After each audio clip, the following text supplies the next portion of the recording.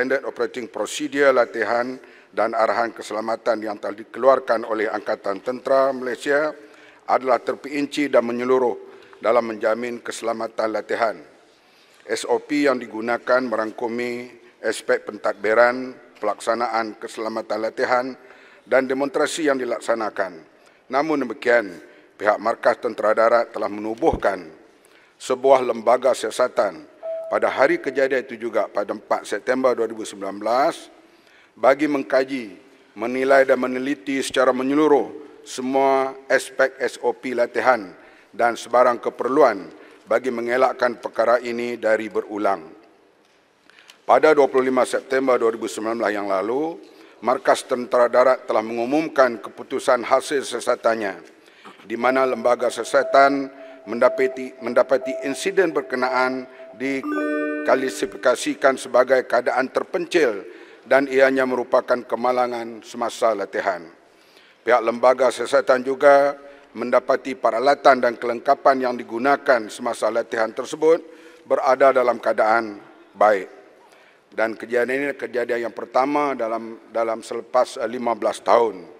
Sebagai maklumat Dewan Yang Mulia ini, dalam gimmick demonstrasi semasa kejadian berkenaan, SOP latihan yang digunakan adalah prosedur tetap latihan, Bab 5, Seksyen 21, Confident Shooting, Seksyen 22, Body Armor Confident Shooting dengan menggunakan peluru hidup. Penggunaan peluru hidup sememangnya telah dilaksanakan oleh pasukan khusus serata dunia.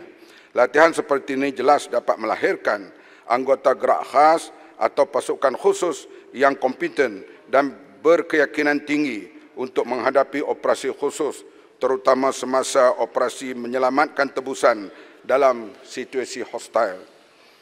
Dari segi risiko latihan menggunakan peluru hidup, pihak kementerian tidak menafikan risiko yang terdedah kepada anggota yang terlibat dengan latihan sebegini. Namun ianya adalah setimpal dengan hasil yang diperolehi berdasarkan kemampuan 21 grup khas menyediakan pengawal dan anggota berkeyakinan tinggi dan bermotivasi untuk terus melaksanakan misi khusus dan strategik negara.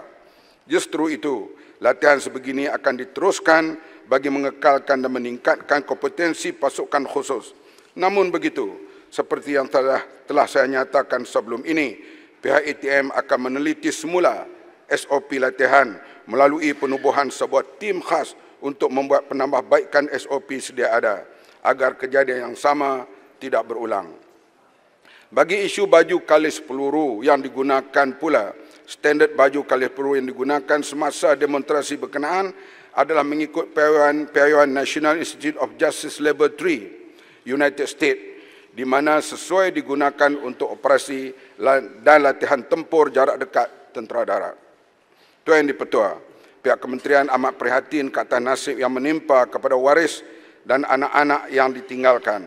Bagi menghargai jasa yang telah dicurahkan, Allahyarham Meja Muhammad Zahir bin Armaya telah disokong dan dinaikkan pangkat kepada Lieutenant Colonel oleh Majlis Angkatan Tentera ke-578 yang bersidang pada 17 September 2019 serta telah mendapat perkenan Seri Paduka Baginda Yang di-Pertuan Agong.